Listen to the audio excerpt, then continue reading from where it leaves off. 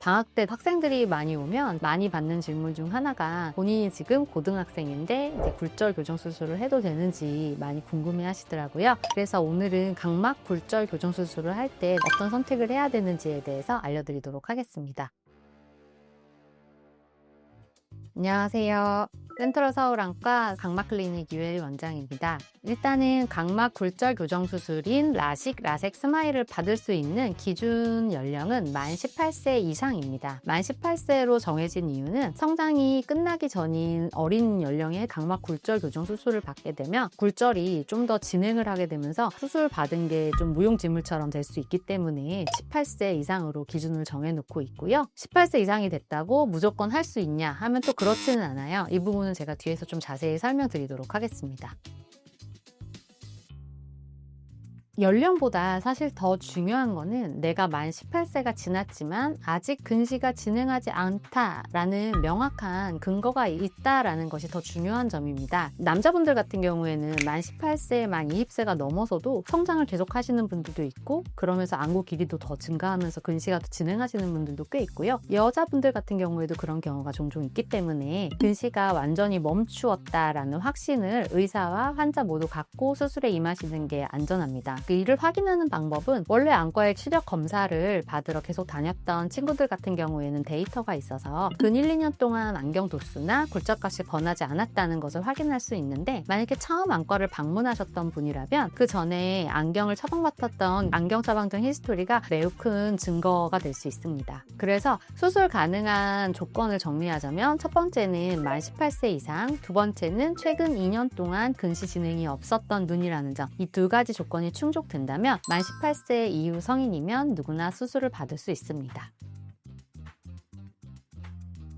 이제 각막 굴절 교정 수술을 받기 전에 어떤 검사를 하는지 설명을 해드릴 건데요. 첫 번째로 가장 중요한 검사는 도수 검사라고 하는 굴절 검사입니다. 굴절 검사는 현재 굴절 상태를 알아보는 것도 매우 중요하고 또 아까 말씀드렸듯이 과거에 도수 변화가 어떻게 이루어졌는지 과거력이 있으면 매우 큰 도움이 됩니다. 두 번째로는 이 각막 굴절 교정 수술 같은 경우에 라식, 라섹, 스마일 이 수술 모두가 각막에 레이저를 조사를 하게 되고 그러면서 일정량의 각막이 좀 없어지는 결과를 초래하게 돼요. 그래서 어느 정도 각막 두께 이상이 되어야만 안전하게 수술을 받을 수 있습니다. 그래서 각막 두께 검사는 가장 중요한 검사 중에 하나인데요. 저희 병원에서는 여러 가지 기계로 정밀하게 각막 두께를 측정하고 있습니다. 세 번째로는 각막 지형도 검사입니다. 굴절 값에서 난시 양을 저희가 알기도 하지만 각막 지형도 검사에서 불규칙한 난시나 이런 것들이 발견된 경우에 각막을 깎는 것이 좀 위험한 눈일 경우가 있어요. 그런 경우에는 이제 이런 각막 굴절 교정 수술보다는 렌즈 삽입이나 다른 수술을 권유해 드려야 되기 때문에 이런 것들을 좀 필수적으로 확인을 해야 합니다. 마지막으로 동공 크기와 건조증을 확인하는 검사를 진행하게 됩니다. 간혹가다 동공이 좀 비정상적으로 큰 눈 같은 경우에는 각막을 깎게 되면 빛번짐이나 이런 거에 위험에 노출이 될 가능성이 좀 크게 돼서요. 그 동공 크기를 확인한 다음에 이 동공 크기가 좀 너무 크진 않는지 이런 것들을 좀 확인하는 과정을 거치고 각막이 또 아주 건조할 경우에는 각막을 깎아버리면 아무리 건조증에 좀 자유로운 스마일 수술이라 하더라도 건조증을 심하게 앓는 경우도 있기 때문에 각막을 깎는 수술보다는 렌즈를 삽입하는 수술을 권유해드리기도 합니다. 다음으로는 케이스별로 말씀드리도록 하겠습니다. 만 18세가 되셨다면 수술은 가능한 연령은 되세요. 하지만 이제 최근 1, 2년간 안경 도수의 변화가 없는지 그리고 그 사이에 렌즈나 굴절값의 변화는 없는지 이런 것들을 확인하는 것이 중요합니다. 고 2, 고 1년 사이에 도수가 변화가 있다면 아직까지는 좀 수술을 바로 결정하는 것보다는 1년 정도는 도수의 변화를 좀 지켜보는 것을 추천드립니다. 고 2면 아직도 성장할 수 있는 나이이기 때문에 굴절값이 변하는 분들도 있거든요. 그래서 최근 1년간 변화가 있었다면 수술을 좀 바로 하는 것보다는 좀 지켜보다 하는 것을 추천드립니다. 고3 수능 끝나고 제일 많이 환자분들이 찾아오는 시기이긴 한데요. 고3 수능이 끝났다면 연령도 되시고 수술하기 딱 좋은 상황인 건 맞는 것 같아요. 그런데 아까 말씀드렸듯이 1, 2년 사이에 굴절값이 변하지 않았는지 그거는 의사와 함께 확인하면서 수술을 진행하시면 좋을 것 같습니다. 중학생이면 일단 지금부터 수술 방법을 뭘 해야 될지 고민할 필요는 없을 것 같아요. 이런 유튜브를 보면서 이런 수술 방법이 있구나 라는 거 정도 알아보는 거는 유용할 것 같은데요. 일단은 중학생이면 본인의 지금 시력 교정을 잘 해서 본인 하는 일을 열심히 하다가 수능을 본 다음에 결정하셔도 늦지 않을 것 같습니다.